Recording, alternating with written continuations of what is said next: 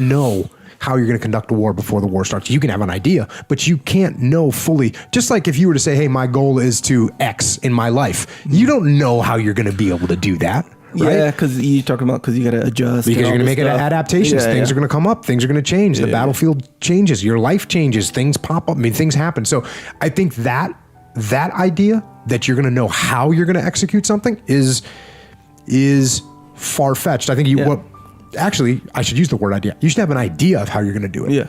You should have an idea like, okay, well, this is what I need to get done. Mm-hmm. This is what I want to achieve in my life. Yeah. I want to do this. Mm-hmm.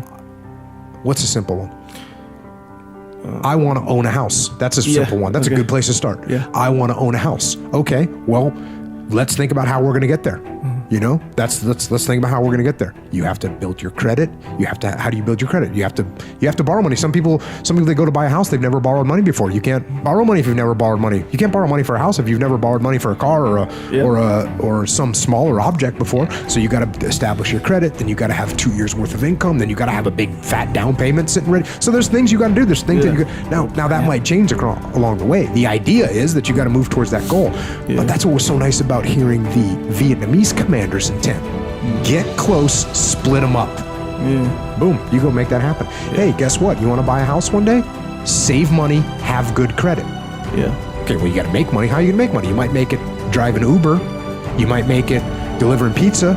You might make, because you got your real job with that supporting your family, but then you need a little extra to throw in there. Well, that's why you end up driving Uber. You end up with whatever it is you're going to do. You end up make some money on the side that you can start stashing away. So you got to, in a way, you got to fill your life with a bunch of goals so you don't get jammed. Because if you have small goals that lead to the big goal, right? So for instance, you want to be financially secure and stable. What are you going to do? You're going to save some of your money. Okay, that's one thing. You're going to buy a house. That's another thing. You're going to pay off your car, and you're not going to buy expensive, dumb cars. You're going to buy cheap cars until you have the money to buy them with cash. You know, you're going to make all these little things. You're going to work extra. You're going to do these things. So you're right. You have your broad goal. Yes.